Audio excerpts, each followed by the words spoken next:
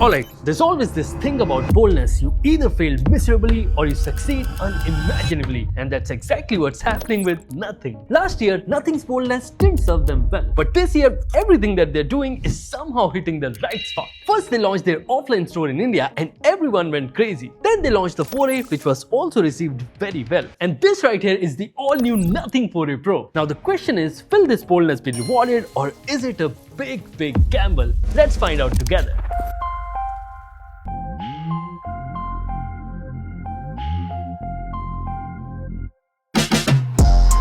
Real nice, I'm a centerfold. Make them take me to the mall and cop 10 of those. See, if I have to sum this phone in just 3 words, it'll be design, cameras and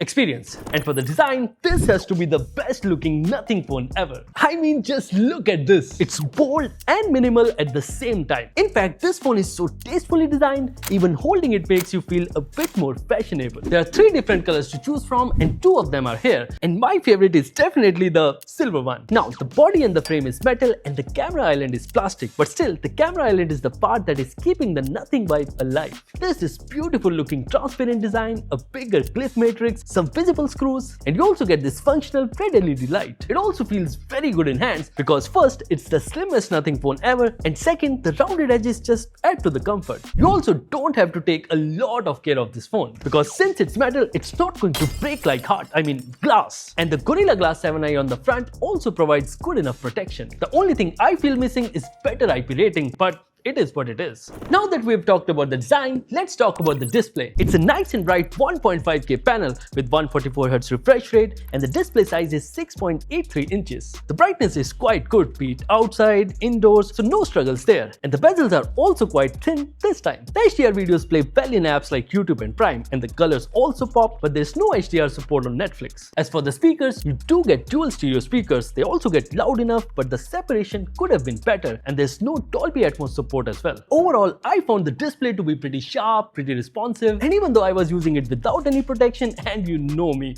how careful I am with the phones, it's holding up surprisingly well. Nice. Next up, let's check out the performance because that's where Nothing can actually surprise us. But thankfully, there's no unpleasant surprise this time.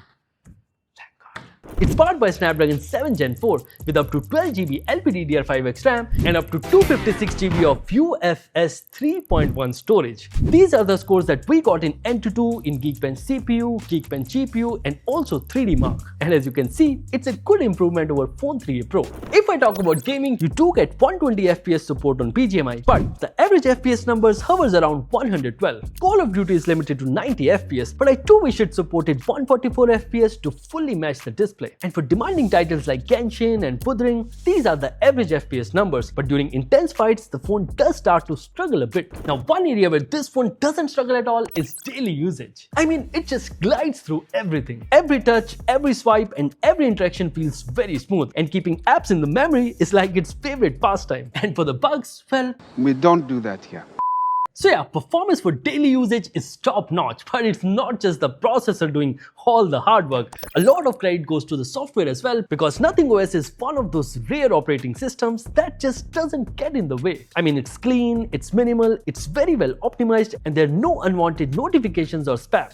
And I'm not sure why, but the UI of this phone feels even smoother than the Phone 3. Like seriously. By the way, the cliff matrix is also super customizable. You can tune it differently for different contexts, use it for volume levels, use it for timers, and also to show live progress for Zomato, Uber. You get the idea. There are also some useful AI features like Essential Space, Essential Search, plus the fact that there's no glass lock screen here is just great. Updates wise, you're promised 3 years of OS updates and 6 years of security patches, and since it's Nothing, you won't be left waiting. Now, rather than boring you to death with complicated camera specs, let me show you some brilliant photos that I took from this phone. So these are all the photos that I took from the periscope lens. It's a 50 megapixel sensor with 3.5x optical zoom and almost all the photos come out effortlessly great. The colors are well tuned, the details are well captured, and even complicated situations like these are handled quite well. It does mess up sometimes, like with this neon sign, but majority of the times it's just one click and you're happy. Next up, the main camera also understands the assignment pretty well. It takes detail rich shots every single time, be it day or night, and what I specifically found interesting is that the colors are more natural in the main camera compared to the periscope sensor. The ultrawide shots are more saturated than other sensors and the details are also not that much, but they are social media ready for sure. I am also impressed by how well the portraits come out. In most situations, everything is on point. The colors, the edge detection, the bokeh, everything. But only in low light, it struggles a bit. These are some of the selfies we took from the 4A Pro, and as you can tell, the phone is good with selfies, but we are not.